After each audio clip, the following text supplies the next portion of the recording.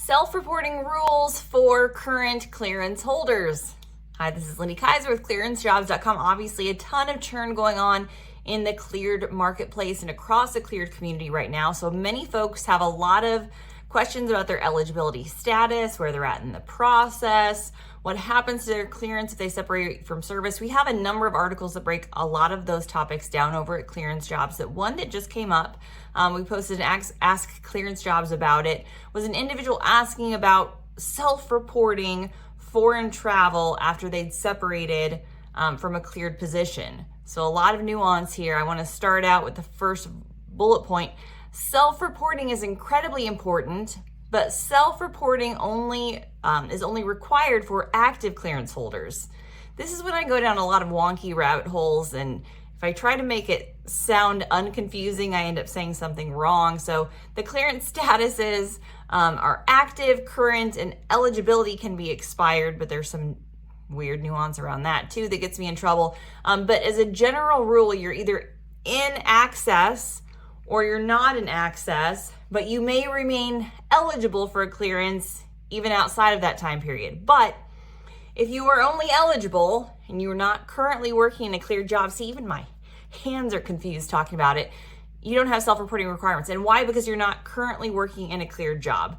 So the best way to just literally think about it is to say, am I currently actively working in a cleared position today?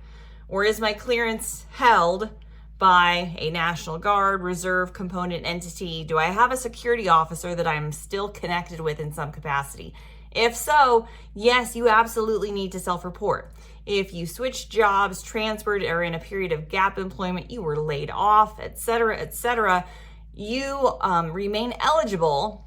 And so again, where it gets wonky is if you would like to hop back into a cleared position, that's another video update we recently did, you should keep yourself clearable. So again, don't go out and do all the drugs, go overseas and start, getting arrested. I know it sounds exciting. We can all dream of that in retirement. But if you want to jump back into a cleared position, the things that you do in that gap period will be adjudicatively relevant. You will have to report those when you update your next employer. So keep track of foreign travel, absolutely.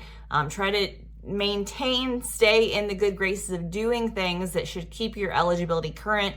Note that if you come up with financial distress as a result of a layoff, traditionally the background investigation process has been pretty favorable around that. They note that having periods of unemployment is a huge strain on finances, so I would not worry about that as much as long as you're taking whatever steps you can and being proactive. But again, do you need to self-report when you're in a current status, you're not active, you're not actively using your clearance? No, you generally don't have anybody you could report to. If you're friendly, stay friends with your former security officer. You can certainly reach out. Good excuse to activate the network, but they're not going to want to take that. They're not responsible for your clearance anymore. They should have read you out briefed you. That should be clear. But again, in the wild, wild west of current federal on and offboarding, that might not be clear to you. So again, if it's not clear, the basics are simply that you either are in access, need to report, or if you are not, you need to maintain your clearability, but you do not have to self-report. So for more on self-reporting, gap employment, all of those things, visit us over at ClearanceJobs.com.